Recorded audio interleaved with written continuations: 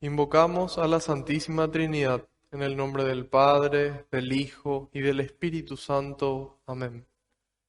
Señor, hoy noche de lunes nos reunimos nuevamente para invertir nuestro tiempo en encontrarnos contigo. Traemos, Señor, las tinajas, traemos el agua, pero solamente tú puedes convertirlo en vino.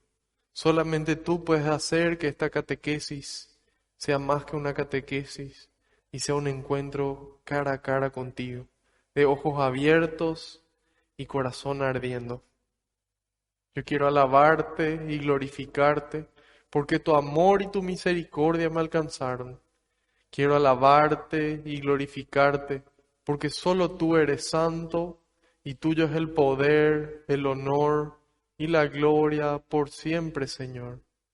Quiero alabarte y glorificarte porque no nos tratas como merecen nuestras culpas. Quiero alabarte y glorificarte, Señor, porque por la santa cruz de tu Hijo redimiste al mundo entero por amor y con amor, Señor. En este momento yo quiero ser humilde como el publicano en el templo y pedirte perdón por mis pecados de pensamiento, de palabra, de obra y de omisión. Perdóname, Señor, por esas cosas malas que hice y las cosas buenas que pudiendo hacerlas no las hice. Y le invito a que cada uno haga lo mismo en este momento, en el silencio de su corazón.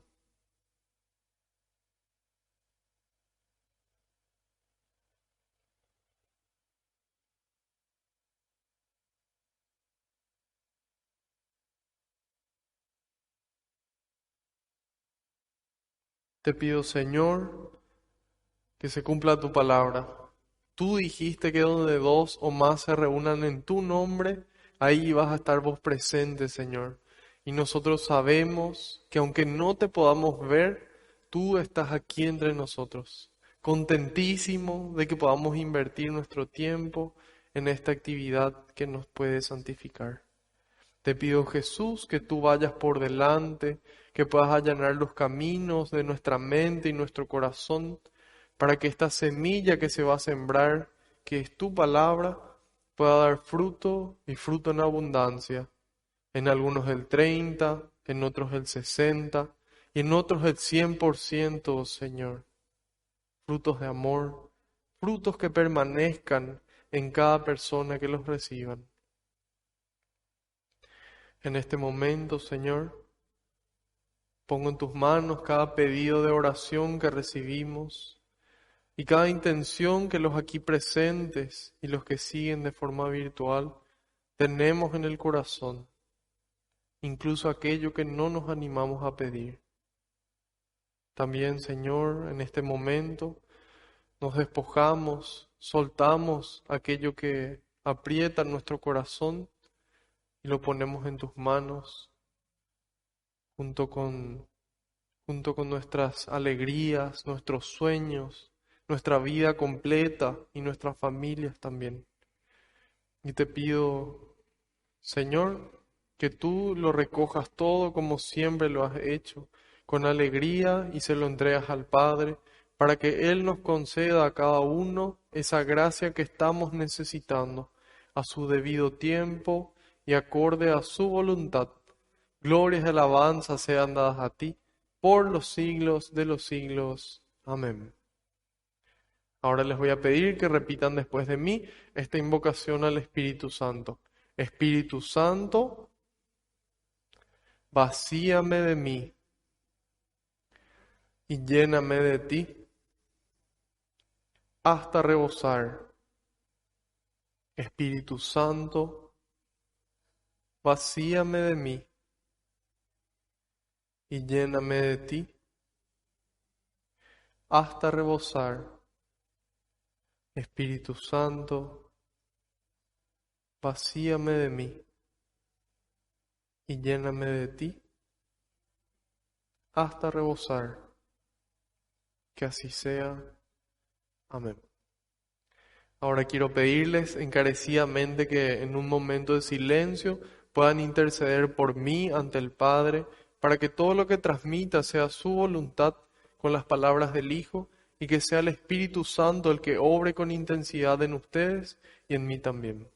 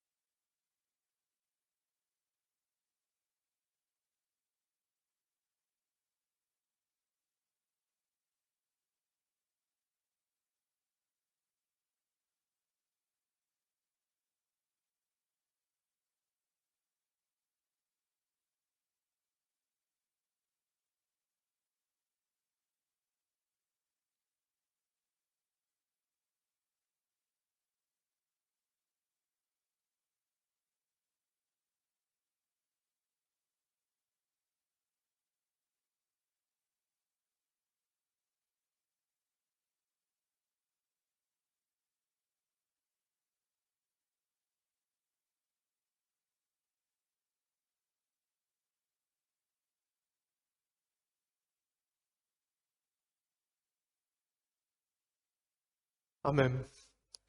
Muchas gracias. Vamos a arrancar hoy nuestra primera lectura con la primera carta de San Juan. Vamos a continuar con ella.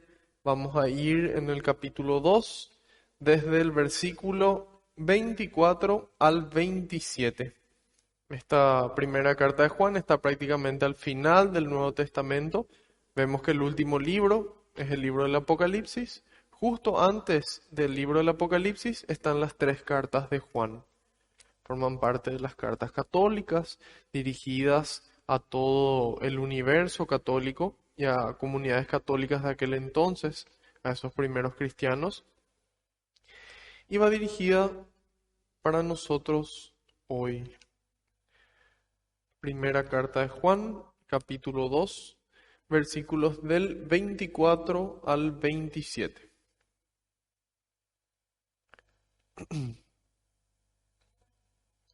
Sería la página 570 en la Biblia latinoamericana de letra grande. Permanezcan ustedes lo que oyeron desde el principio. Si permanecen ustedes lo que oyeron desde el comienzo, también ustedes permanecerán en el Hijo y en el Padre. Esta es la promesa que Él mismo prometió y que es la vida eterna. Les he escrito esto pensando en aquellos que tratan de desviarlos, pues en ustedes permanece la unción que recibieron de Jesucristo, y no necesitan que nadie venga a engañarles. Él les ha dado la unción y ella les enseña todo. Ella es verdad y no mentira. Así pues, quédense con lo que les ha enseñado. Palabra de Dios, te alabamos, Señor. Habíamos dicho ya y repetimos vez tras vez para que se nos quede bien guardado por qué nos escribe San Juan. Y Él nos escribe como hijos espirituales suyos para darnos lo mejor que Él recibió. Ese apóstol amado que más o menos entre los 15 y 17 años conoció al Señor, en la ancianidad de su vida, Él escribe estas cartas. Escribe su evangelio, escribe las cartas y escribe el libro del Apocalipsis. Entonces, ese es el testimonio, ese es el regalo que nos da a nosotros como hijos espirituales suyos. Y empieza diciéndonos, permanezca en ustedes lo que oyeron desde el principio, permanezca en ustedes. ¿Qué significa permanecer? Permanecer en el original griego en el que se escribió este libro, como todo el Antiguo Testamento, es un verbo que se llama menó. Permanecer significa quedarse, quedarse en un lugar, quedarse en un estado quedarse en una relación o quedarse en una expectación dada, en una... Disculpen, toma un trago de agua.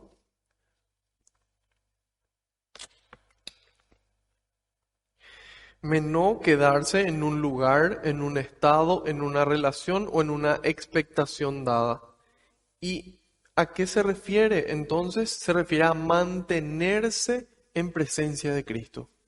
Eso significa permanecer. Lo que ustedes oyeron desde el principio.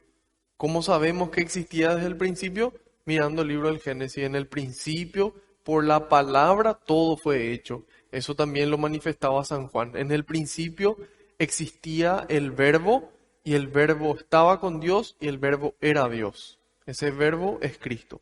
Permanezcan en ustedes lo que oyeron desde el principio. Cuando nosotros nos remontamos al inicio de la historia de la salvación, vamos a remontarnos a Abraham. Y habíamos dicho que más o menos en el año 1700, 1800 antes de Cristo, Abraham recibe el llamado del Padre, de papá a Dios, de Yahvé, y le hace una promesa. Y ahí arranca la historia de la salvación. En Ur de Caldea, de ahí parte Abraham. ¿Y quién fue el que le habló a Abraham? Fue Dios. ¿Y quién fue el que le creó a nuestros primeros padres, a Adán y Eva? Fue Dios. Entonces, ya desde ese principio era Dios mismo el que se nos estaba manifestando para que nosotros podamos conocerle. Y a lo largo de la historia vemos cómo el Espíritu Santo fue mostrando, fue revelando al Padre. Y así fuimos conociendo cada vez mejor al Padre. Al comienzo tenían una forma de concepción del Padre, una forma de pensar cómo era el Padre. Y sin embargo, cuando vamos avanzando en la historia, vamos viendo cómo ese concepto se va perfeccionando, hasta que en la plenitud de los tiempos se encarna Cristo. Engendrado, no creado, dice el credo largo. Engendrado, no creado, porque no fue creado. Él existió desde siempre porque Él es Dios. Sin embargo, no fue creado porque Él existió desde siempre, fue engendrado en la humanidad. Y ahí nosotros podemos conocer en plenitud quién es el Padre, cómo es el Padre. El que ve a Jesús, ve al Padre. Y ahí entonces podemos conocer mejor al Padre. Y nos invita, nos pide, nos exhorta San Juan a que eso que oímos desde el principio, esa voz de Dios que fue guiándonos, que se quede siempre en nosotros. Dice, si permanecen ustedes lo que oyeron desde el comienzo, también ustedes permanecerán en el Hijo y en el Padre. Esa revelación del Dios Todopoderoso que nos ama y quiere quedarse dentro nuestro, quiere quedarse en nuestra mente, quiere quedarse en nuestro corazón, quiere quedarse en nuestra vida. Jesús dijo, si ustedes me aman, guardarán mis mandamientos, y yo rogaré al Padre y les dará otro protector que permanecerá siempre con ustedes.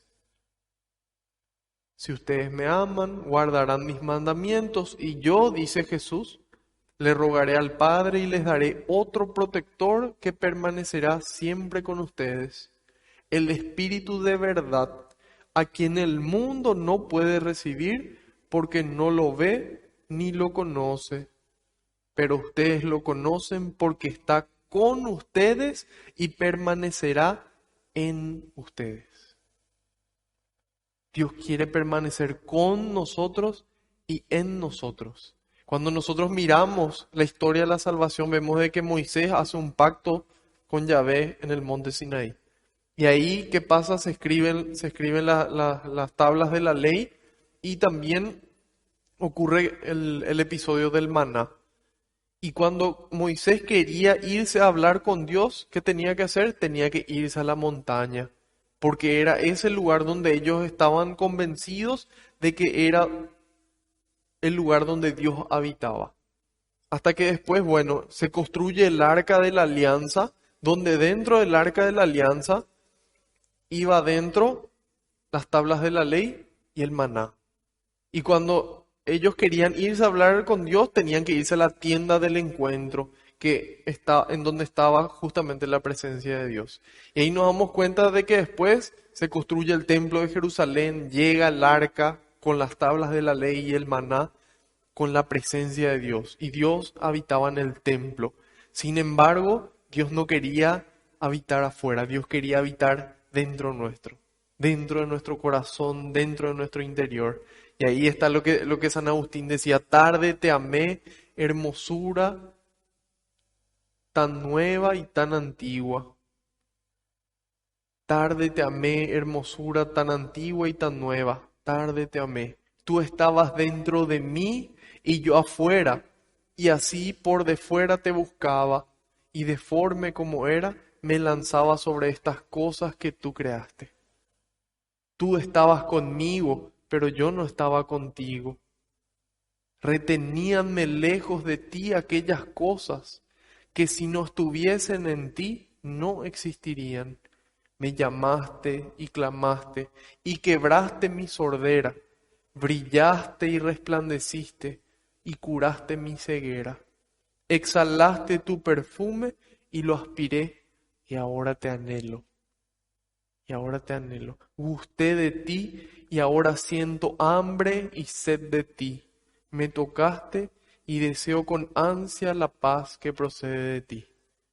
Ese es un fragmento de las confesiones de San Agustín, de uno de sus libros más famosos. Y ahí nos damos cuenta de que ¿qué quería Dios? Habitar dentro nuestro, permanecer con nosotros y en nosotros. Y nos dice que en la medida en la que nosotros permanecemos en Cristo, permanecemos con Cristo y permanecemos por Cristo,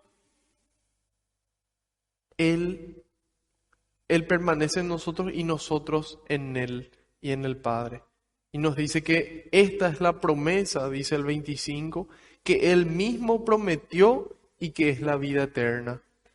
Por supuesto, Dios es la fuente de toda vida. Nada existía hasta que después Dios creó todo a partir de la nada. Toda la vida nace de Dios. Es lógico que la vida eterna, que la vida después de nuestra vida terrenal, también venga de Dios. Y en la medida en la que nosotros procuramos vivir esta vida terrenal con Dios, por supuesto que aquí Él nos regala vida eterna. Porque Jesús dijo: el que come mi cuerpo y bebe mi sangre, tiene vida eterna. Y yo lo resucitaré el último día. Nosotros aquí en la tierra tenemos vida eterna al comer el cuerpo de Cristo, al beber su sangre. Y en la medida en la que nosotros permanecemos con Cristo, vivimos ya aquí parcialmente una parte del reino de los cielos. Y cuando nos toque partir, Él nos va a resucitar. Y por supuesto, si toda la vida quisimos compartir con Él, cuando nos toque partir de esta tierra, por supuesto que vamos a querer seguir compartiendo. Y ya no a través de un pan, ya no a través de una apariencia de pan, de una apariencia de vino, sino con Él, con su cuerpo glorificado. Y algún día nosotros vamos a tener también esos cuerpos glorificados. ¿Y en qué medida se va a dar eso? En la medida en la que Él permanece en nosotros. Dice que era permanecer, era mantenerse en un estado, mantenerse en esa presencia del Espíritu Santo, mantenerse en esa compañía de Cristo, mantenerse en esa amistad con Cristo. Y dice, esta es la promesa que Él mismo prometió y que es la vida eterna. Les he escrito esto pensando en aquellos que tratan de desviarlos. Y nos damos cuenta como 2000 años atrás ya había personas que querían desviarles del camino. Había personas que o sin intención se iban por un camino equivocado o personas que intencionalmente se iban por un camino equivocado. Y generalmente uno no va solo. Cuando uno va, estira a otras personas detrás suyo. Y San Juan nos escribe hoy, año 2021, siglo XXI, les he escrito esto, dice, pensando en aquellos que tratan de desviarlos. Pues en ustedes permanece la unción que recibieron de Jesucristo y no necesitan que nadie venga a enseñarles. Y este es un versículo muy peligroso, porque si yo quito de contexto esto, se convierte en un pretexto para hacer lo que yo quiera. Porque aquí dice, no necesitan que nadie venga a enseñarles. Sin embargo, es el mismo Espíritu Santo. Volvemos al Génesis. El Espíritu de Dios aleteaba sobre las aguas. En el inicio ya estaba el Espíritu Santo, el Espíritu de la verdad. Y es el mismo Espíritu el que viene revelando a Dios hasta que en Cristo se da la plenitud. Y después el Espíritu continúa enseñándonos toda la verdad. Jesús dijo en el Evangelio, según lo que narra el Evangelio de San Juan, capítulo 15, versículo 15, les he dado a conocer todo lo que aprendí de mi Padre. Él no se guardó nada para sí. Todo lo que recibió del Padre nos transmitió a nosotros. Y continúa en Juan 17 diciendo, yo les he dado a conocer tu nombre y se lo seguiré dando a conocer para que el amor con que tú me amas esté en ellos y también yo esté en ellos. Para eso Jesús nos dio a conocer al Padre. Para eso el Padre le engendró al Hijo. Para que nosotros podamos conocerle. Para que nosotros podamos conocerle. Y que su amor esté en nosotros. Yo suelo dar un ejemplo muy sencillo con respecto a la naturaleza. Si yo pongo dos cables, ¿sí? Dos cables, viene un primer cable y se divide en dos. Y en este cable que está aquí, yo pongo una resistencia. Y en este cable yo no pongo nada.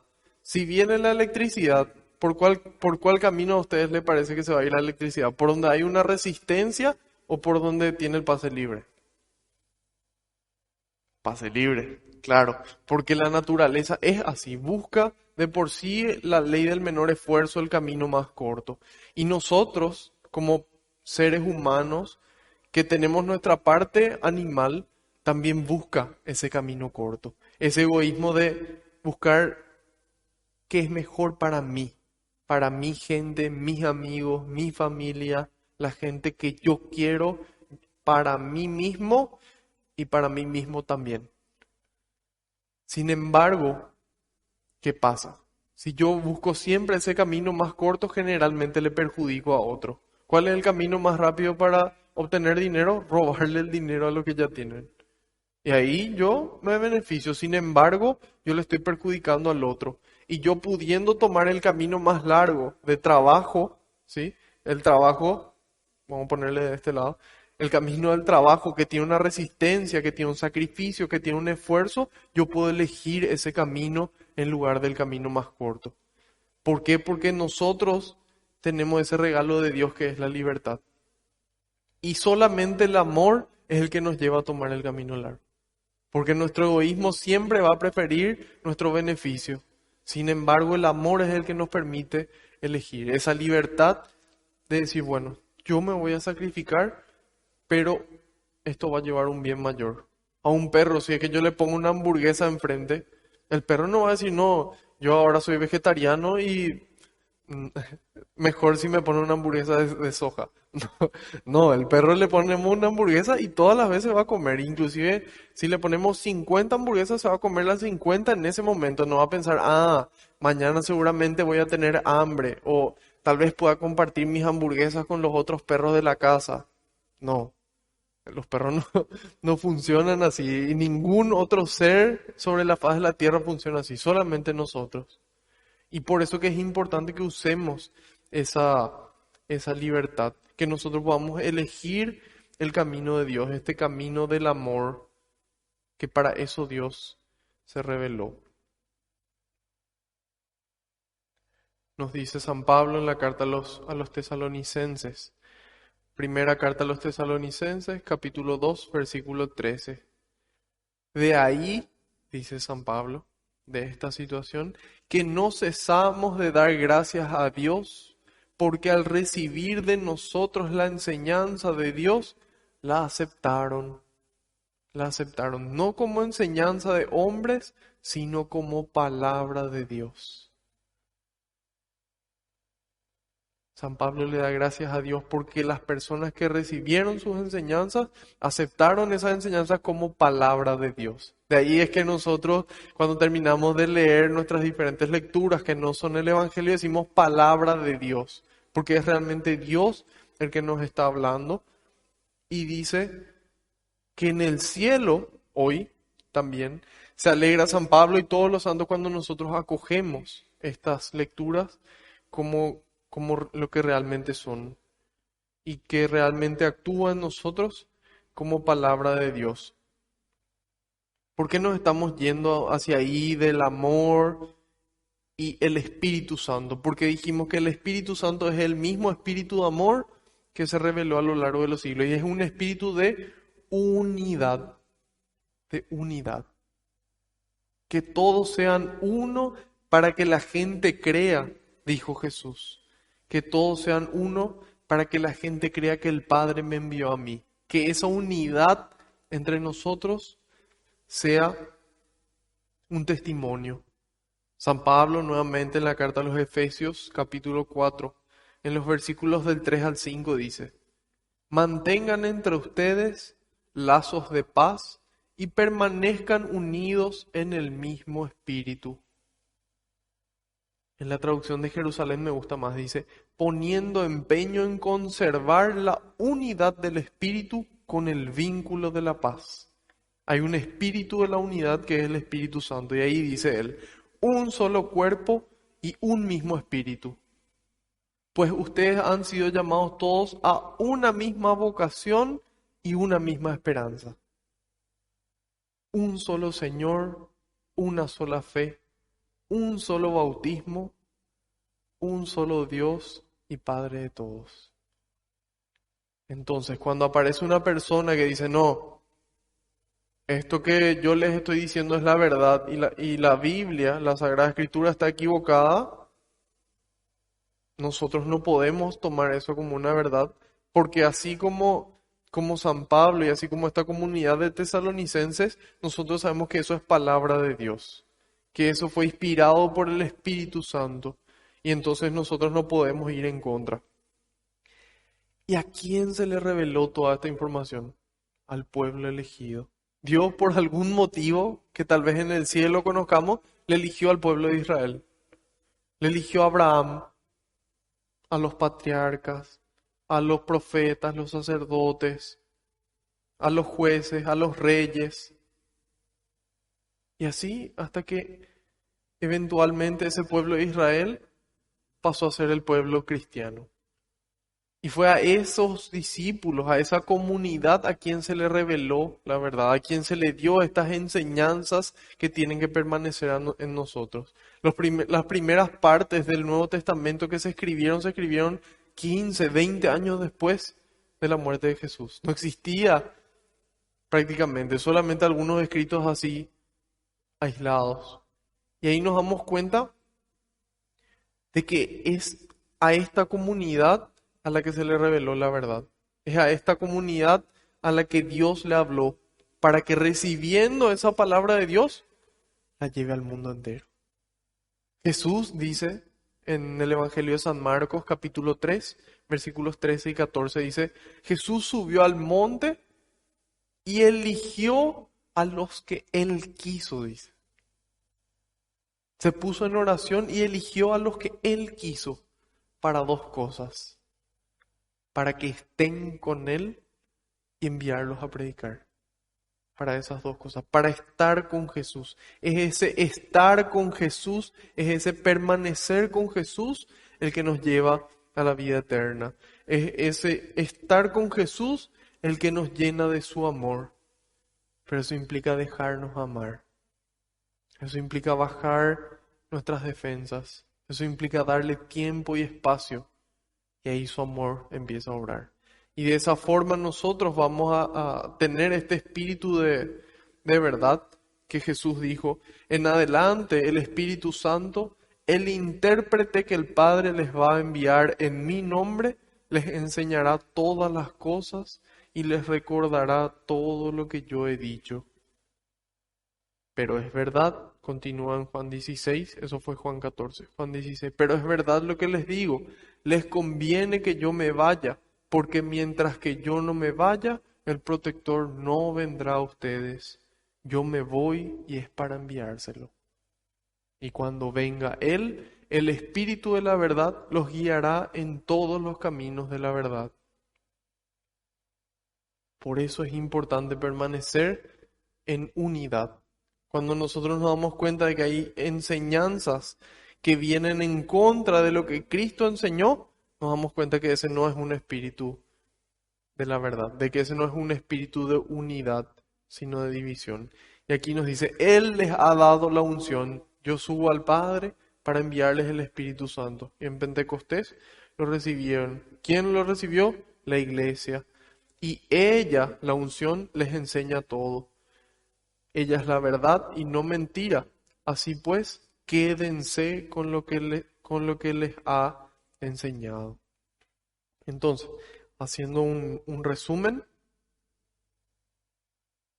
permanezca en ustedes lo que oyeron desde el principio. Que se quede en nosotros, así como tal vez esos valores que nos inculcaron nuestros padres, esos principios que pudieron habernos enseñado, es importante que lo guardemos, que no nos olvidemos de ello y que los pongamos en práctica. Y más aún que esos principios humanos que pudieron enseñarnos, qué importante es que tengamos la palabra de Dios en nuestra mente y en nuestro corazón.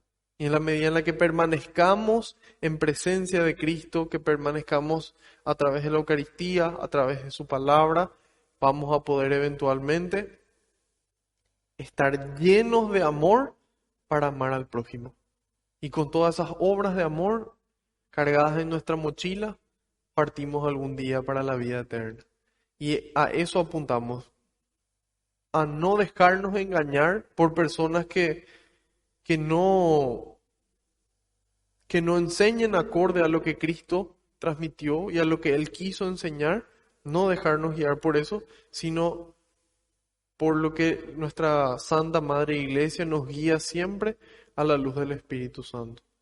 Y qué importante es entonces permanecer en esa amistad con Cristo, permanecer en esa presencia de Cristo.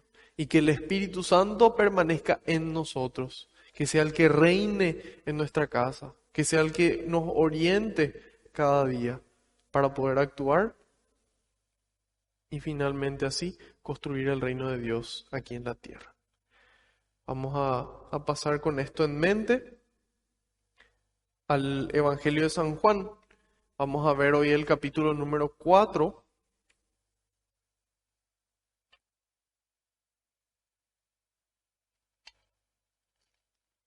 Vamos a ir desde el versículo 1 al 30.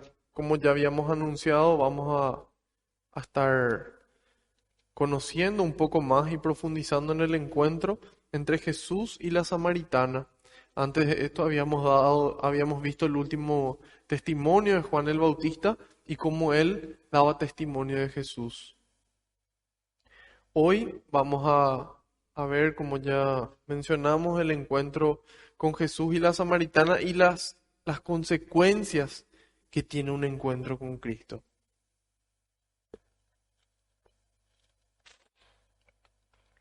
Espero que se encuentren todos muy bien, que hayan cenado, hayan comido o por lo menos tengan algún café, algo, un trago de agua.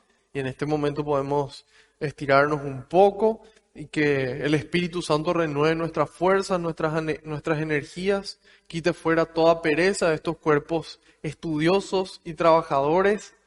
Espero y pueda darnos esa atención, esa concentración y por sobre todo abrir nuestra mente y nuestro corazón para acoger lo que el Señor tenga para decirnos. Juan 4, del 1 al 30. El Señor se enteró de que los fariseos tenían noticias de él. Se decía que Jesús bautizaba y atraía más discípulos que Juan, aunque de hecho no bautizaba a Jesús, sino sus discípulos. Jesús decidió entonces abandonar Judea y volvió a Galilea. Para eso tenía que pasar por el país de Samaria. Y fue así como llegó a un pueblo de Samaria llamado Sicar, cerca de la tierra que Jacob dio a su hijo José. Allí se encuentra el pozo de Jacob. Jesús, cansado por la caminata, se sentó al borde del pozo. Era cerca del mediodía.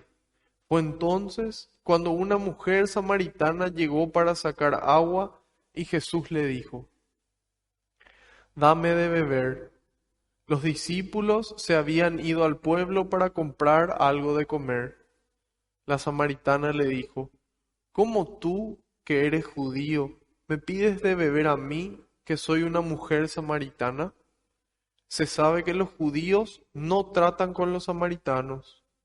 Jesús le dijo: Si conocieras el don de Dios, si supieras quién es el que te pide de beber, tú misma le pedirías agua viva y él te la daría. Ella le dijo: Señor, no tienes con qué sacar el agua y el pozo es profundo. ¿Dónde vas a conseguir esa agua viva? Nuestro antepasado Jacob nos dio este pozo, del cual bebió él, sus hijos y sus animales. ¿Eres acaso más grande que él? Jesús le dijo: El que beba de esta agua, el que beba de esta agua volverá a tener sed, pero el que beba del agua que yo le daré, nunca volverá a tener sed. El agua que yo le daré se convertirá en un chorro que salta hasta la vida eterna. La mujer le dijo: Señor, dame de esa agua, y así ya no sufriré la sed, ni tendré que volver aquí a sacar agua. Jesús le dijo: Vete, llama a tu marido y vuelve acá. La mujer contestó: No tengo marido. Jesús le dijo: Has dicho bien que no tienes marido, pues has tenido 5 maridos y el que tienes ahora no es tu marido. En eso has dicho la verdad. La mujer contestó: Señor, veo que eres profeta. Nuestros padres siempre vinieron a este cerro para adorar a Dios, y ustedes los judíos, ¿no dicen que Jerusalén es el lugar en que se debe adorar a Dios? Jesús le dijo: Créeme, mujer, llega la hora en que ustedes adorarán al Padre, pero ya no será en este cerro o en Jerusalén. Ustedes, los samaritanos, adoran lo que no conocen, mientras que nosotros, los judíos, adoramos lo que conocemos, porque la salvación viene de los judíos. Pero llega la hora, y ya estamos en ella, en que los verdaderos adoradores adorarán al Padre en espíritu y en verdad. Entonces serán verdaderos adoradores del Padre, tal como Él mismo los quiere. Dios es espíritu, y los que lo adoran deben adorarlo en espíritu y en verdad. La mujer le dijo: Yo sé que el Mesías, que es el Cristo, está por venir. Cuando venga nos enseñará todo. Jesús le dijo: Ese soy yo, el que habla contigo. En aquel momento llegaron los discípulos y se admiraron al verlo hablar con una mujer. Pero ninguno le preguntó qué quería ni de qué hablaba con ella. La mujer dejó allí el cántaro y corrió al pueblo a decirle a la gente: Vengan a ver a un hombre que me ha dicho todo lo que he hecho. ¿No será este el Cristo? Salieron pues del pueblo y fueron a verlo. Palabra del Señor. Gloria a ti, Señor Jesús. Gloria a ti, Señor Jesús. Vamos a mirar un poco lo que es la parte geográfica y lo que es el contexto, para que podamos entender mejor qué pasó en este encuentro entre Jesús y la samaritana. Cuando nosotros nos remontamos en la historia a la época de Jacob, El que,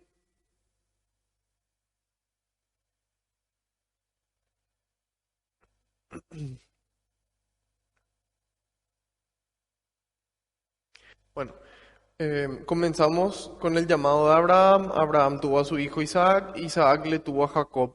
Jacob hizo un cierto recorrido en donde nosotros vamos a poder visualizar aquí el recorrido que hizo Jacob. Nosotros vemos en rojo los diferentes viajes de Abraham. Él empieza en Ur de Caldea, luego pasó por la ciudad de Babilonia. Vemos un poco más arriba que esto está entre los ríos Tigris y Éufrates. Ahí más arriba vemos la ciudad de Nínive, que fue a donde Jonás tuvo que ir a predicar. Si continuamos avanzando hacia arriba, llegamos al río Éufrates y ahí está la ciudad que dice Padán Aram. Continuó yendo hacia la izquierda, fue a la ciudad de Carquemis y siguió bajando. Ahí encontramos también la ciudad de Damasco, que fue camino a Damasco donde San Pablo tuvo su encuentro con Cristo. Y un poco más abajo de Damasco llegamos a la ciudad de Siquem, a la ciudad de Siquem. En este viaje que hizo Jacob, se narra sobre él en el libro del Génesis, capítulo 33, del 18 al 19, y dice: A su regreso de Padán Aram, Jacob llegó sano y salvo a la ciudad de Siquem. Estamos viendo ahora en el mapa justamente esas ciudades. A su regreso de Padán Aram, Jacob llegó sano y salvo a la ciudad de Siquem, que está en la tierra de Canaán. Toda esa región que vemos ahí alrededor de Siquem era la región de Canaán. Y acampó a la vista de la ciudad. Después compró a los hijos de Hamor, el padre de Siquem, por 100 monedas de plata, la parcela de campo donde se había instalado su campamento. Jacob entonces, cuando volvía ahí, estando alrededor de Siquem, compró una tierra. Es de ahí de donde sale este pozo de Jacob que aquí menciona. Empezando este capítulo dice: el Señor se enteró de que los fariseos tenían noticias de él. Se decía que Jesús bautizaba y atraía más discípulos que Juan. Aquí empiezan a aparecer los conflictos de Jesús en Jerusalén. Y dice, aunque de hecho no bautizaba a Jesús, sino sus discípulos. Cuando nosotros leemos este texto, parece como que nos confunde, porque en el capítulo 3 venían a contarle a Juan el Bautista de que Jesús estaba bautizando y mucha gente se iba junto a él. Y ahí pueden ser varias cosas. Puede ser que eran los discípulos los que bautizaban en el nombre de Jesús, o bien puede ser que Jesús realizó algunos bautismos y después continuaron bautizando sus discípulos. Aquí nos dice que eran sus discípulos los que bautizaban. Y continúa en el 3. Jesús decidió entonces abandonar Judea y volvió a Galilea. Vamos a poner ahora el otro mapa. Ahí estamos. La región de Judea está aquí abajo y podemos ver que en esta... Voy a colocar una cruz blanca. Ahí está. Esa es la ciudad de Jerusalén. Y dice que Jesús, cuando ve estos inconvenientes que empezaron a surgir en la región de Judea, sube a la región de Galilea. Galilea está allá arriba. Podemos ver que está la ciudad de Nazaret, está la ciudad de Caná de Galilea, donde logró su primer milagro. ¿Y por qué Jesús decidió irse? Porque él tuvo un discernimiento de que todavía no era el momento de entregar su vida. Y como en ese lugar había muchos problemas, él decide anunciar la buena noticia en la región de Galilea. Y dice, para eso tenía que pasar por el país de Samaria. Vemos que entre Judea y Galilea está la ciudad de Samaria. Habían dos caminos posibles para llegar desde Judea hasta Galilea. directo pasando por Samaria o dando una vuelta enorme. Sin embargo, él decide tomar el camino directo a través de Samaria. Samaria está aquí en el medio. Y vemos que ahí donde está la cruz roja, dice Sicar y un poco más arriba está Siquem. Habíamos dicho recién que Jacob había llegado y compró una parcela ahí alrededor de Siquem y es ahí donde estaba este pozo al que Jesús llegó ahora. Y aquí dice, para eso tenía que pasar por el país de Samaria y así llegó a un pueblo de Samaria llamado Sicar, que es este pueblo que vemos ahí donde está la cruz roja. Cerca de la tierra que Jacob dio a su hijo José, allí se encuentra el pozo de Jacob. Bueno, ese pozo hasta hoy día sigue existiendo y podemos entonces ubicarnos en qué zona del mundo ocurrió este encuentro. Jesús decidió salir de Jerusalén, ir a Galilea, porque acá ya había problemas, tenía que pasar por Samaria. Yendo a Samaria, llega a Sicar, ahí está el pozo de Jacob. Dice, Jesús, cansado por la caminata, se sentó al borde del pozo. Era cerca del mediodía. Fue entonces cuando una mujer samaritana llegó para sacar agua y Jesús le dijo, dame de beber, dame de beber. A mí me llama la atención por qué Jesús, siendo Dios, le pide, dame de beber. ¿Por qué cuando estaba toda esa multitud le dice, denles ustedes de comer? ¿Por qué Jesús nos pide a nosotros si Él es Dios? Él tenía el poder de transformar una piedra en un pedazo de pan y comer y alimentarle a todas las personas que estaban ahí sin la necesidad de que ayuden sus discípulos. Sin embargo, Él le dice, denles ustedes de comer. Ahora Él podía golpear una roca y que salga agua. Así como Moisés golpeó la piedra y salió el agua. Jesús, siendo Dios, por supuesto que ni necesitaba golpear nada. Le ordenaba a la piedra que se convierta en un manantial y directo. Sin embargo, Él le dice a la mujer, dame de beber. ¿Por qué nos dice, dame de beber? ¿Por qué nos dice, denles ustedes de comer? Simplemente porque nos quiere hacer partícipes. Quiere que nosotros también construyamos el reino y que nosotros nos podamos sentir contentos, felices de poder construir el reino de Dios. Yo solo dar un ejemplo bien sencillo. Seguramente ya lo escucharon si es que suelen seguir las catequesis de un padre, un domingo, está comiendo asado, está comiendo una carne, él cortando, viene el niño pequeño, así nomás, hace punta de pie para mirar lo que su papá está haciendo y yo también quiero.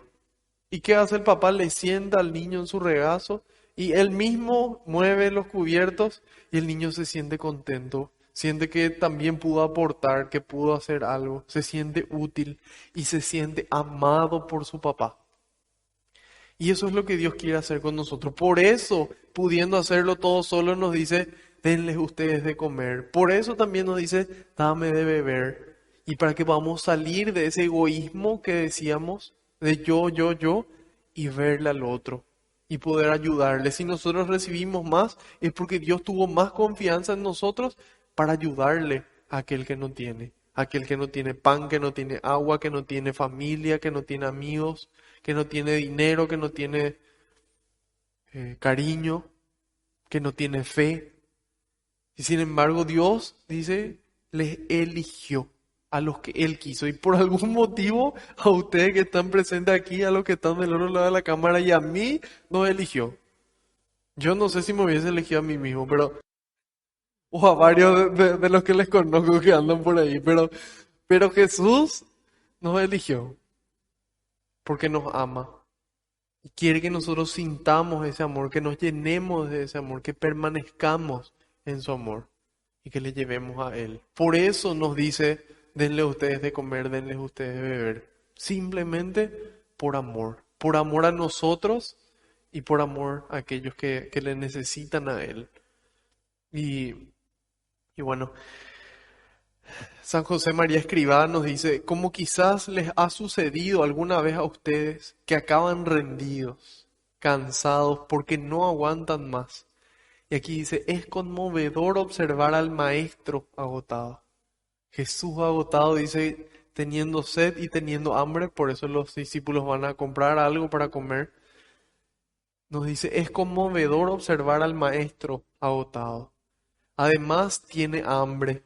Los discípulos fueron al pueblo vecino a comprar y tiene sed. Pero más que fatiga del cuerpo, dice, le consume la sed de almas.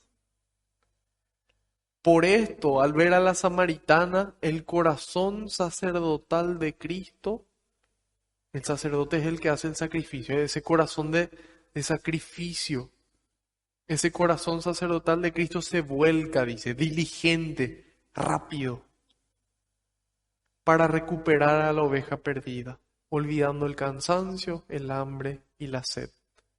Y dice San José, porque no importan ni el cansancio, ni el hambre, ni la sed, ni las lágrimas. Cristo se cansó, pasó hambre, estuvo sediento, lloró. Sin embargo, lo que importa es la lucha, una contienda amable, porque el Señor permanece siempre a nuestro lado para cumplir la voluntad del Padre que está en los cielos. Y ahí vemos ese dominio propio que tenía Jesús. Ya habíamos mencionado en la catequesis anterior lo que pasó después de la muerte de su primo Juan el Bautista. Hoy vemos de que está cansado, tiene sed, tiene hambre y sin embargo es capaz de fijarse en el otro, ver más allá de sus propias necesidades y tiene esa sed de almas, esa sed de fe, de la fe de esa samaritana. Va a decir, creo que fue San Agustín. Tiene sed del amor de esa mujer. Jesús quería que esa mujer le conozca y que le ame y que le dé una respuesta al amor que Él le dio primero. Él le dice, dame de beber. Pero, ¿qué pasó? Nos describe aquí San Juan, era cerca del mediodía, como para que nosotros podamos dimensionar un poco el calor que hace. Aquí en Paraguay hace bastante calor al mediodía y la sed puede ser bastante terrible. Sin embargo, el maestro deja de lado su sed y le dice, dame de beber. La samaritana le dijo, ¿cómo tú que eres judío me pides de beber a mí, que soy una mujer samaritana? Y ahí hay una aclaración del autor, dice, se sabe, del autor bíblico, no de la traducción, dice, se sabe que los judíos no tratan con los samaritanos. ¿Por qué? Si alguno de ustedes escuchó la catequesis que se llama Etapas de la Historia de la Salvación, van a saber perfectamente por qué. Si no, bueno, voy a hacer un resumen cortito para no dejarles en el aire. Y dice, la mujer le dice a Jesús, ¿cómo me pides tú que eres judío beber a mí que soy mujer samaritana? Y ahí nos damos cuenta que ni siquiera sus utensilios querían usar los judíos de los samaritanos. San Agustín dice, vean cómo se trata aquí de extranjeros. Los judíos no querían ni siquiera usar sus vasijas. Y como aquella mujer llevaba una vasija para sacar el agua, se asombró de que un judío le pidiera para beber, pues no acostumbraban a hacer eso los judíos. Y nos damos cuenta cómo Jesús no son las costumbres lo que más le importa, sino las personas, sino cada corazón, cada oveja suya que él vino a buscar. Y dice, pero aquel que le pedía de beber tenía sed en realidad de la fe de aquella mujer. De la fe de aquella mujer. Todavía no explicamos qué es lo que pasó con los judíos y los samaritanos. Bueno, tenemos que irnos otra vez un poco más hacia atrás y llegamos a el año en el que empiezan los reyes de Israel. Ellos tenían jueces que eran los que gobernaban, era una teocracia se llama, donde los jueces escuchaban de Dios qué necesitaba el pueblo y de esa forma ellos dirigían y ellos impartían justicia. Después, ¿qué pasó? Israel mira a todo alrededor, todos tienen reyes. Señor, nosotros también queremos reyes. Mejor no, les dijo, queremos reyes. Bueno, el primer rey de Israel, nombrado Saúl, año 1050 antes de Cristo. Él reinó durante 40 años, le sigue el rey David, ¿sí? El rey acorde al corazón de Dios, en el año 1010 antes de Cristo. David reina durante otros 40 años más. Y ahí empieza a reinar su hijo, el rey Salomón, el hombre más sabio de toda la historia de la humanidad. Bueno, evidentemente no más que Jesús, pero bueno, lo que sí es que él reina aproximadamente 40 años más. En el año 970 empieza el reinado de Salomón y él muere en el año 931 antes de Cristo. Nos damos cuenta que va decreciendo el número de años porque nos estamos acercando al año cero. Entonces en el año 931 muere Salomón y ahí se divide el reino de Israel. El reino de Israel era enorme, tenía una extensión bastante considerable. Creo que la más grande fue la conquistada o por David o por Salomón, pero era bien grande. Sin embargo, muere Salomón y se divide el reino, en el reino del norte y el reino del sur. Y estamos hablando del año 930 más o menos. En el 926, las tribus del norte, ¿sí? Porque eran 12 tribus de Israel, las tribus que estaban en el norte, se rebelan contra el rey Roboam, hijo de Salomón. Y ahí se divide en dos el reino. Surge el reino del norte con su capital en Siquem. Siquem. Y ese reino es conocido como el reino de Israel. Y abajo es el reino de Judá en el sur. Judá, judíos. Sí, ¿verdad? Entonces ahí nos damos cuenta, bueno, está el reino del norte, el reino de Israel con su capital en Siquem, el reino del sur con su capital en Judá, judíos. ¿Qué ocurre? En el año 875, esto fue en el 926, pasamos unos 50 años al 875, el rey de Israel, o sea, el rey del norte, Omri traslada la capital de Siquem a Samaria. En el año 722, los asirios conquistan las 10 tribus del reino de Israel y desaparece el reino del norte. Chau. Quedó solamente el reino de Judá, el reino del sur. La Biblia cuenta de que el pueblo original se reemplazó por gente extranjera a quien se le dio cierta instrucción religiosa similar a la de los judíos, aunque el pueblo samaritano originado como una mezcla, porque cuando le conquistaron los asirios, ahí se produce una mezcla cultural. Y ellos, sin embargo, se guiaban por la Torá. La Torá es la ley, que sería el Pentateuco, los primeros 5 libros de la Biblia, ¿sí? Génesis, Éxodo, Levítico, Números y Deuteronomio. Eso ellos tomaban como palabra de Dios. Sin embargo, lo que eran los profetas, los salmos, ya no. ¿De quién estamos hablando? De los samaritanos. ¿Y qué ocurre? Bueno, los judíos que se quedaron en el territorio de Israel después de la destrucción de Samaria en el 722 se habían mezclado también con unos colonos. Sin embargo, el cisma, es decir, la división, se dio en la época de Nehemías, siglo V antes de Cristo, y se radicalizó cuando los samaritanos construyeron en el monte Garizim un templo en honor del Señor Dios de Israel. Creo que fue Elí el que construyó el templo en Garizim.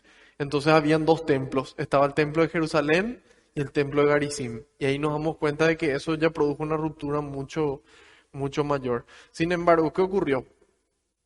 En el año 587 es donde terminan de arrasar al pueblo judío. Terminan de arrasar y son exiliados a Babilonia. Habíamos visto en el mapa en qué parte estaba Babilonia. Aquí abajo vemos que está donde está Siquem, Betel, eso sería Samaria. Un poco más abajo vemos el monte de Lebrón. Toda esa zona es lo que era el reino de Judá. Y fueron exiliados a Babilonia, es decir, al otro lado del continente. Y la peor época para los judíos. Fue lo más triste que le sucedió en toda su historia. ¿Por qué? Porque esa promesa que había recibido Abraham de tierra que mana leche y miel y de descendencia, chau, perdieron la tierra. ¿Y qué ocurre? Que en el año 538 aproximadamente, el rey Ciro de los persas conquista el imperio que ahí reinaba. Y le dice, bueno, ustedes pueden volver a su territorio. Vuelven otra vez los judíos a la tierra prometida y deciden reconstruir el templo. Deciden reconstruir el templo. Y en Esdras, en el libro de Esdras, capítulo 4, encontramos qué pasó. Los judíos querían reconstruir y bueno, los judíos del reino de Judá, vinieron los samaritanos y se ofrecieron a ayudarle.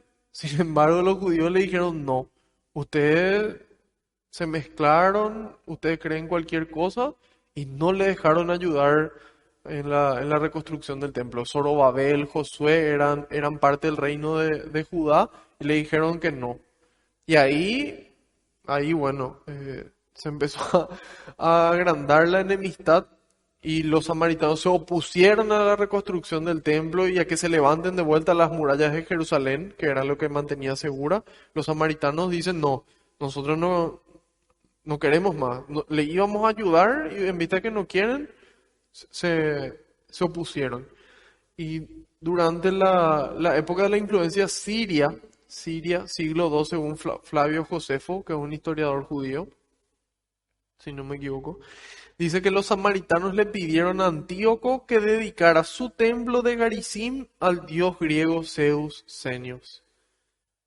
El rey judío Juan Hircano lo destruyó y con él dejó abierta una herida que ya no se iba a cerrar. Los samaritanos se consideraron a sí mismos los legítimos continuadores de la fe judía y mantuvieron tradiciones muy antiguas. Y esta es la historia de qué pasó entre los judíos y los samaritanos y por qué no se hablaban. Y ahí nos damos cuenta que todo empezó con la división del reino, después se rebelaron contra los de abajo, fueron conquistados, exiliados, se mezclaron las poblaciones, quisieron reconstruir el templo, no les dejaron, ellos ya tenían su templo en Garizim, otro templo en Jerusalén. No se hablan, enemigos, y aparte de eso, en la parte de fe tampoco concuerdan, porque como les dije, los samaritanos solamente la Torá, solamente el Pentateuco, y los judíos sí creen que todo el Antiguo Testamento es palabra de Dios. Y entonces, ¿de quién estaba más cerca de la verdad? Los judíos, porque ellos tenían a los profetas y a los salmos que también consideraban como verdad. Ok, ahora entendemos. ¿Cómo tú que eres judío me pides beber a mí, que soy samaritana? Se sabe que los judíos no tratan con los samaritanos y Jesús le responde, si conocieras el don de Dios, si conocieras el don de Dios, le dice, si supieras quién es el que te pide de beber, tú misma le pedirías agua viva y él te la daría. Y aquí vemos la universalidad de la salvación que trae Cristo.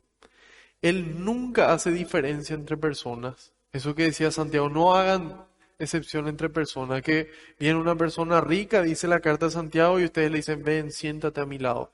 Y entra una persona pobre y le dice, ven, siéntate aquí a mis pies. No hagan diferencia de personas.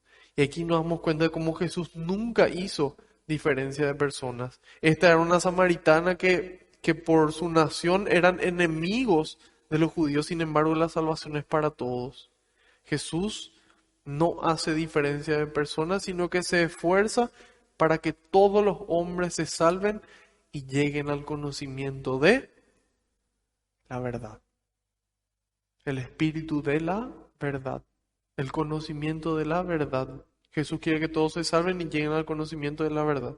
Y la verdad es Él mismo. Yo soy el camino, la verdad y la vida. Juan 14:6. Bien, bien, bien. Seguimos. Dice, si conocieras el don de Dios, Si supieras quién es el que te pide de beber, tú misma le pedirías agua viva y él te la daría. San Agustín nos aclara, ya él vivió en el siglo cuarto después de Cristo y llegó a ser uno de los padres de la iglesia, doctor de la iglesia y trajo mucha luz sobre la Sagrada Escritura, inspirado por el Espíritu, y él nos dice, bueno, el don de Dios es el Espíritu Santo, de manera que le está ofreciendo un manjar apetitoso y la saciedad del Espíritu Santo. Si tú supieras, dice, si conocieras el don de Dios, si conocieras el Espíritu Santo y lo que puede darnos, cuando Dios habita en nosotros y Él reina, nosotros vivimos en estado de gracia y el Espíritu Santo obra en su máxima intensidad, damos frutos. Gálatas 5, 22, 23. El primer fruto es el amor o caridad en otras traducciones, que es el amor puesto en obras, alegría, paz, mansedumbre, fidelidad. Y ahí va citando. Y el último es el dominio propio. Nosotros vemos el dominio propio que tenía Jesús. Tenía hambre. Híjole, hay personas que mejor no hablarle cuando tienen hambre porque son bastante salvajes, ¿verdad? O cuando tienen sed, o cuando tienen algún dolor, o cuando tienen algún cansancio, bueno, ¿sabes qué? No me hables hoy porque estoy muerto. Muchas veces somos así. Y algunas personas peor. Y sin embargo, nuestro maestro nos da aquí el ejemplo. Nos da aquí el ejemplo de ese dominio propio, de a pesar de tener hambre, yo puedo seguir amando. A pesar de tener sed, yo puedo seguir amando. A pesar de estar cansado, yo puedo seguir amando. A pesar de estar con dolor, como vamos a ver después en la cruz, Él sigue amando. Y ese es nuestro maestro, ese es nuestro ejemplo. Nosotros muchas veces fallamos, sin embargo, sabemos a qué apuntamos. Apuntamos al don de Dios, al Espíritu Santo, al Espíritu de amor. Y si nosotros nos damos cuenta de que ese Espíritu puede vivir en nosotros y dar esos frutos, ¿cómo no le vamos a pedir? Solamente un tonto diría, no, ¿sabes qué? No, gracias. O una persona que ya está cegada, que ya está atrapada por otras situaciones que le llevan a desear más eso que el don de Dios, que es el Espíritu Santo. Y aquí dice, ella le dijo, Señor, no tienes con qué sacar el agua y el pozo es profundo. Y ahí nos damos cuenta que evidentemente no sabía quién era él. Y dice, ¿dónde vas a conseguir esa agua viva? Nuestro antepasado Jacob nos dio este pozo, del cual bebió él, sus hijos y sus animales. ¿Eres acaso más grande que él? Y bueno, Jesús con toda su humildad igual es sincero. Y él manifiesta la verdad y dice, el que beba esta agua de este pozo volverá a tener sed, pero el que beba del agua que yo le daré nunca volverá a tener sed. Nunca volverá a tener sed. El agua que yo le daré se convertirá en él en un chorro que salta hasta la vida eterna. Y ahí suena lo que leíamos en la primera lectura de nuestra carta que decía, permanezcan en él, el premio es la vida eterna. Bueno, y aquí lo mismo le dice, el que viva en el Espíritu, y le decía antes a Nicodemo, el que renazca del Espíritu, de esa vida interior, de esa vida espiritual, ese renacer, esa fuerza del Espíritu, nos va a llevar hasta la vida eterna. Y ahí la mujer le dice, Señor, dame esa agua. Dame esa agua y así ya no sufriré la sed ni tendré que volver aquí a quitar agua. Encontré una catequesis muy linda del padre, del padre Francisco, del Papa Francisco, en el año 2013 sobre esta lectura. Y él dice, quisiera detenerme.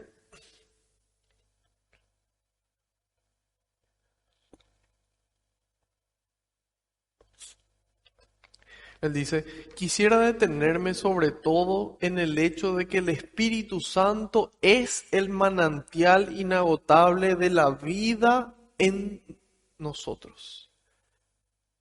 quiero detenerme en el hecho de que el Espíritu Santo es el manantial inagotable de la vida de Dios en nosotros.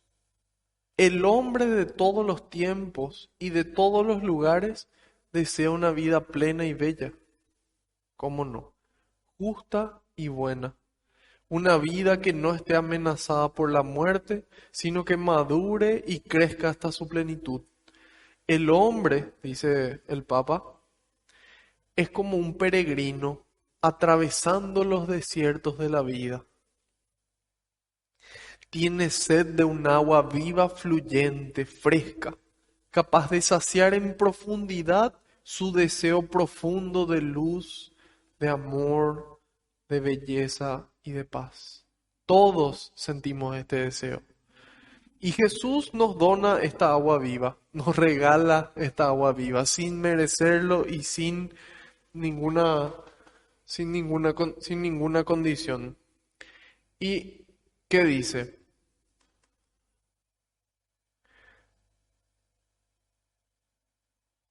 Capaz de saciar en profundidad. Todos sentimos este deseo. Y Jesús nos dona esta agua viva. Esa agua es el Espíritu Santo que procede del Padre y que Jesús derrama en nuestros corazones. Yo he venido para que tengan vida y la tengan en abundancia, nos dice Jesús. Juan 10:10. Jesús vino para donarnos esta agua viva que es el Espíritu Santo. Ya habíamos escuchado que Jesús decía, yo subiré para que el Padre les envíe el Espíritu Santo, para que nuestra vida sea guiada por Dios, animada por Dios, nutrida por Dios. Cuando decimos que el cristiano es un hombre espiritual, entendemos precisamente esto. El cristiano es una persona que piensa y obra según Dios, según el Espíritu Santo. Pero pregunto, dice Francisco, ¿y nosotros pensamos según Dios? ¿Actuamos según Dios? ¿O nos dejamos guiar por muchas otras cosas que no son precisamente Dios? Cada uno de nosotros debe responder a esto en lo profundo de su corazón.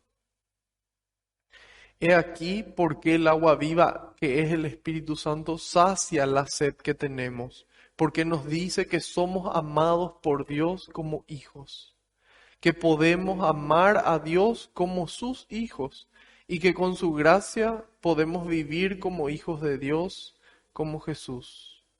Y nosotros, pregunta nuevamente, ¿escuchamos al Espíritu Santo?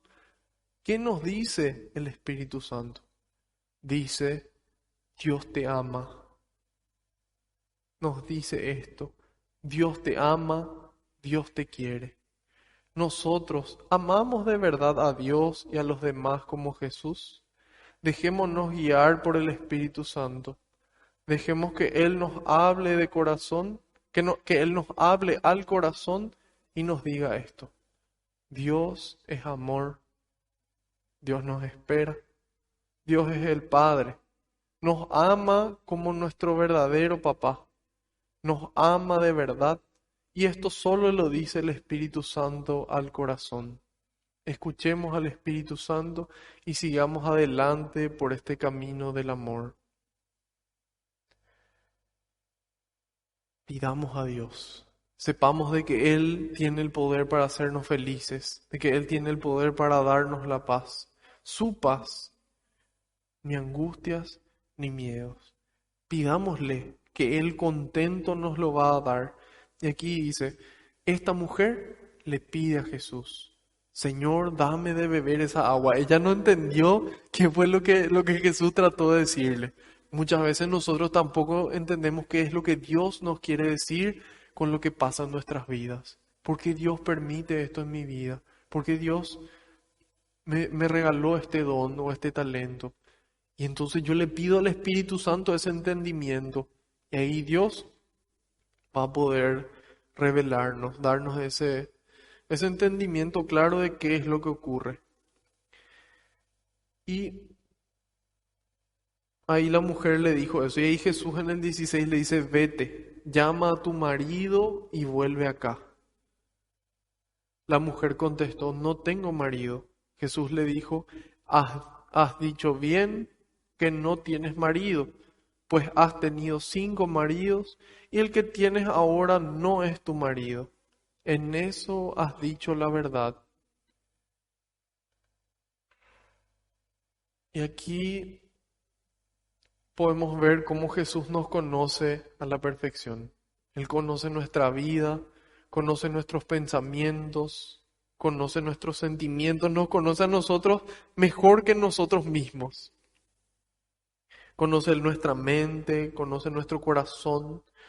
Y, y bueno, ¿qué es lo que Él busca? Él busca que nosotros nos conozcamos a nosotros mismos, que nosotros sepamos cuál es nuestra realidad ante sus ojos.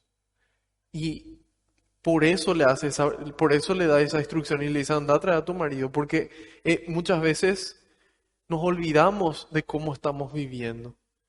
Y sin embargo, Jesús, ¿qué es lo que busca? Él quiere transformar, Él quiere santificar nuestra realidad. Pero para poder realizar eso, primero tenemos que conocer. Primero tenemos que conocer quiénes somos, quién soy yo, quién sos vos y quién es Él. Y ahí Él empieza a poder obrar. Y la mujer le dice, no tengo marido. Jesús le dice, has dicho bien que no tienes marido, pues has tenido 5 maridos y el que tienes ahora no es tu marido. Un solo marido hay ante los ojos de Dios, aquel que fue celebrado y aprobado ante los ojos de Dios. Uno después puede divorciarse civilmente, casarse todas las veces que quiera, sin embargo, ante los ojos de Dios, una sola persona va a ser su esposo, una sola persona va a ser su esposa hasta que la muerte los separe.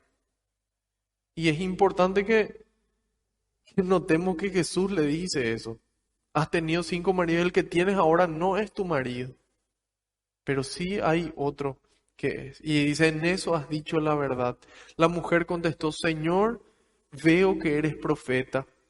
Nuestros padres siempre vinieron a este cerro para adorar a Dios, y ustedes los judíos, ¿no dicen que Jerusalén es el lugar donde se debe adorar a Dios?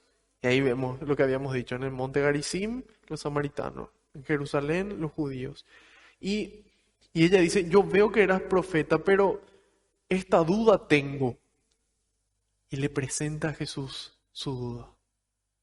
Y le pregunta, sabiendo de que Él tiene la respuesta, de que Jesús tiene esa sabiduría para poder respondernos. Y en la medida en la que nosotros perseveramos en nuestra pregunta, vamos entendiendo qué es lo que Dios tiene para decirnos. Y aquí algo muy importante, dice, Señor, veo que eres profeta. La mujer al encontrarse con Jesús nota por sus palabras y por sus obras que es un profeta. Y así también tiene que ocurrir con nuestras vidas. Nosotros desde el bautismo fuimos consagrados como sacerdotes, profetas y reyes. Profeta es el que anuncia la palabra de Dios y el que denuncia lo que está mal. Y esa tiene que ser nuestras vidas. Tiene que llevar a que la gente note que somos profetas. Y ahí, bueno, Jesús le responde. Jesús le dijo, créeme, mujer, llega la hora en que ustedes adorarán al Padre, pero ya no será en este cerro o en Jerusalén. Es decir, ya no va a ser una adoración física, porque cuando nosotros leemos el Antiguo Testamento, la palabra que se utilizaba en hebreo era shahá, que indicaba una actitud que significaba postrarse, arrodillarse. Era una actitud más bien física. Y la adoración consistía en rendirle culto a Dios. Había un culto público y un culto privado. Esa era la adoración. Y aquí Jesús aclara que la adoración verdadera no es una actividad física, también se manifiesta con parte del cuerpo, pero que es una actividad del espíritu. Y dice, ustedes los samaritanos adoran lo que no conocen. ¿Por qué? Porque ¿quién anunció parte de lo que ellos no conocen? Los profetas y lo que se anuncia en los salmos. Pero como ellos no creen de que eso es verdad, entonces no podía solucionar. Y ahí dice, ustedes los samaritanos adoran lo que no conocen, mientras que nosotros los judíos adoramos lo que conocemos, porque la salvación viene de los judíos. Ahí entra esa elección que habíamos hablado del pueblo judío. Pero llega la hora, dice Jesús, y ya estamos en ella, en que los verdaderos adoradores adorarán al Padre en espíritu y en verdad. En espíritu y en verdad. Porque adorar en sí es una actitud que uno tiene y un espacio que uno le da a Dios. Ese espacio en donde Él es el ser todopoderoso y Él es el único digno de adoración. Nosotros los católicos le veneramos a los santos y también a la Virgen, que también es Santa María, y sin embargo la adoración es solamente para Dios. Nosotros encontramos diferentes ejemplos de adoración. Cuando los magos vienen a visitarle a Jesús, dice que llegaron junto a él, se postraron y lo adoraron. Mateo 2. Y también, bueno, recibimos como herencia apostólica las palabras de Santo Tomás ante Jesús cuando le dice Señor mío y Dios mío. Ese es un acto de adoración porque le reconoce a Jesús como Dios. ¿Y qué pasa? Hay personas que entienden que nosotros los católicos por arrodillarnos o por besar una imagen, entonces nosotros estamos adorando. Sin embargo, aquí dice, los verdaderos adoradores adorarán en espíritu y en verdad. Porque si nosotros miramos otros ejemplos, yo le doy un beso a mi novia, a mi esposa, y eso no significa que yo le estoy adorando. Yo me puedo arrodillar por diferentes motivos. Hay gente que se arrodilla cuando tiene que hacer ciertos juramentos, y eso no significa adorar. Sin embargo, decir que Dios es mi Señor, de que Jesús es Dios, eso yo puedo hacerlo en silencio incluso. Puedo hacerlo en mi mente, puedo hacerlo arrodillado, puedo hacerlo acostado, puedo hacerlo caminando, porque es una actitud. Es una actitud. Y por eso es que Jesús dice, los verdaderos adoradores adorarán al Padre en espíritu y en verdad. Entonces serán verdaderos adoradores del Padre, tal como Él los quiere. El Padre quiere que nosotros le adoremos, que podamos reconocerle. Y también que nosotros, bueno, podamos hacer inclusive también la adoración eucarística, ese respeto supremo a la Eucaristía, un respeto al Maestro, sabiendo de que Él todo lo hacía por algo y Él decidió quedarse en el pan. Por eso nosotros podemos adorar a la Eucaristía, porque es Dios mismo, es el cuerpo de Cristo. Y finalmente dice, Dios es espíritu y los que lo adoran deben adorarlo en espíritu y en verdad. Ya no en el monte, ya no en la tienda de encuentro, ya no en el templo de Jerusalén, ya no en el templo de Garizim, sino en nuestro interior. En aquel momento llegaron los discípulos, perdón. Ahí la mujer, después de escuchar eso, le dice, yo sé que el Mesías está por venir. Cuando venga nos enseñará todo. Jesús le responde, ese soy yo, el que habla contigo. Jesús declara su mesianismo, yo soy esa persona que va a enseñarles todo. En aquel momento llegaron los discípulos y se admiraron al verlo hablar con una mujer. En aquel entonces la mujer era discriminada, era tratada como una posesión del hombre, así como su casa, sus animales, estaba su mujer. Y encima de ser mujer era samaritana, o sea que todo estaba mal con ella según la óptica de sus discípulos probablemente.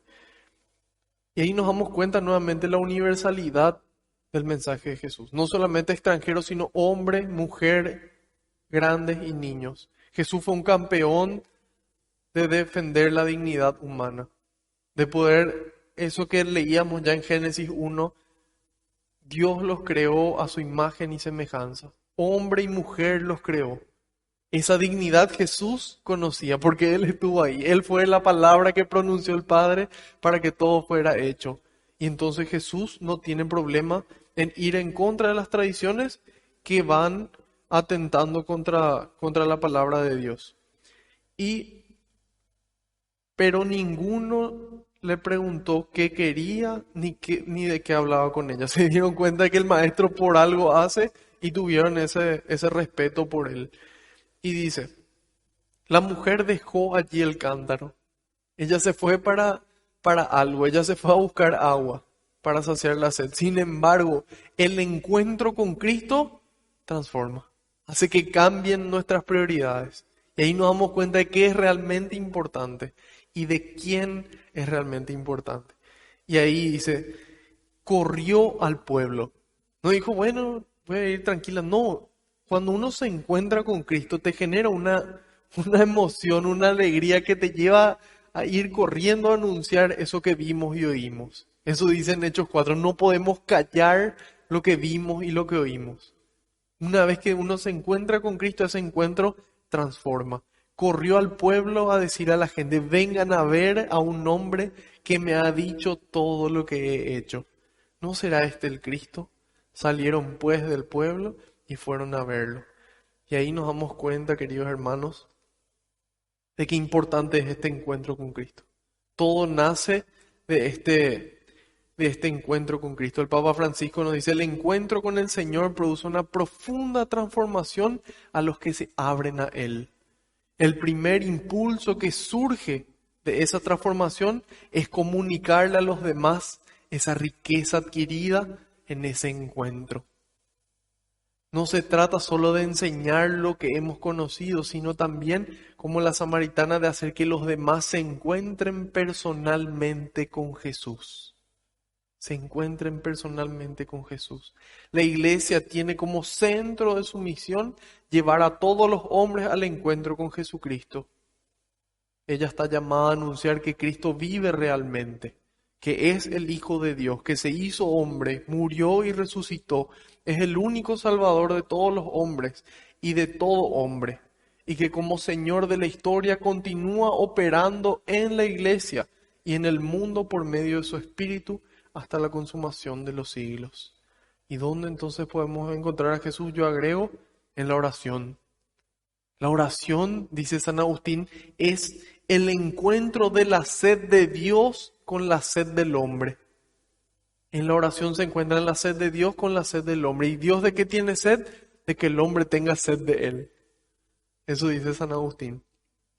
Y por eso es importante este encuentro con Cristo en la oración, este encuentro con Cristo en su palabra, este encuentro con Cristo en la Eucaristía, este encuentro con Cristo en la comunidad y en el necesitado. En esos 5 lugares yo encuentro a Cristo. Repetimos, en la oración, en su palabra, en la Eucaristía, en la comunidad y en el necesitado. Ahí nosotros encontramos a Cristo. Y finalmente, para ir cerrando, vemos las actitudes de Jesús. Primero, la prudencia. Él se da cuenta que en Jerusalén iba a haber problemas.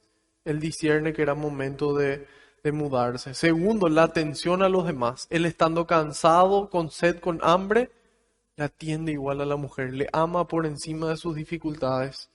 Tercero, el encuentro con Cristo transforma. Por eso es importante continuar encontrándonos con Él para que siga transformándonos. Y finalmente, en ese encuentro Él nos renueva y nos transforma a su imagen y semejanza. Entonces vamos a darle gracias a Dios por poder reunirnos nuevamente hoy y vamos a pedirle que envíe más obreros a la viña porque la cosecha es grande y los trabajadores son pocos. Te pedimos, Jesús, que podamos tener un poco más de tu prudencia, un poco más de tu disponibilidad y atención a los demás. También te pedimos, Señor, que podamos darte prioridad y encontrarnos contigo para que llenos de ti te llevemos a todos los pueblos. Salgamos corriendo, llenos de alegría y de amor, a llevar tu presencia. Te decimos todos juntos, Padre nuestro que estás en el cielo, santificado sea tu nombre, venga a nosotros tu reino, hágase tu voluntad en la tierra como en el cielo. Danos hoy nuestro pan de cada día, perdona nuestras ofensas, como también nosotros perdonamos a los que nos ofenden. No nos dejes caer en la tentación y líbranos del mal. Amén. Gracias, Madre Santa, por ser también ejemplo de prudencia y de encuentro frecuente con tu Hijo, de llevarle a Él a todas partes.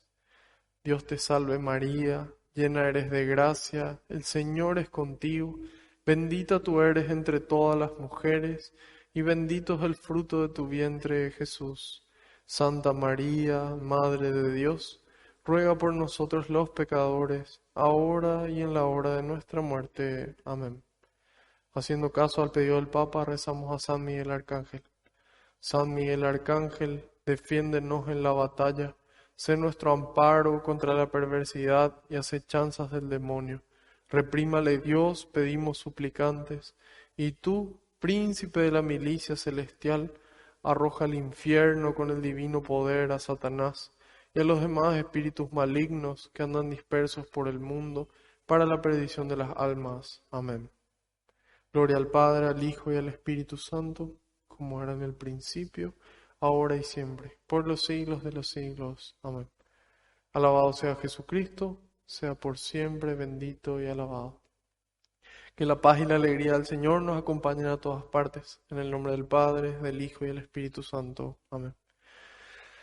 Otro lunes más, queridos hermanos. Les doy gracias por invertir su tiempo en encontrarse con el Señor. Y si es que esta catequesis fue de bendición para ustedes, no duden en difundirla. Si ya la están viendo desde YouTube, puedan darle me gusta y también suscribirse al canal y así ayudan a la difusión del Evangelio. Vamos a encontrarnos el próximo lunes a la misma hora por el mismo canal, Dios mediante y por delante. Buenas noches.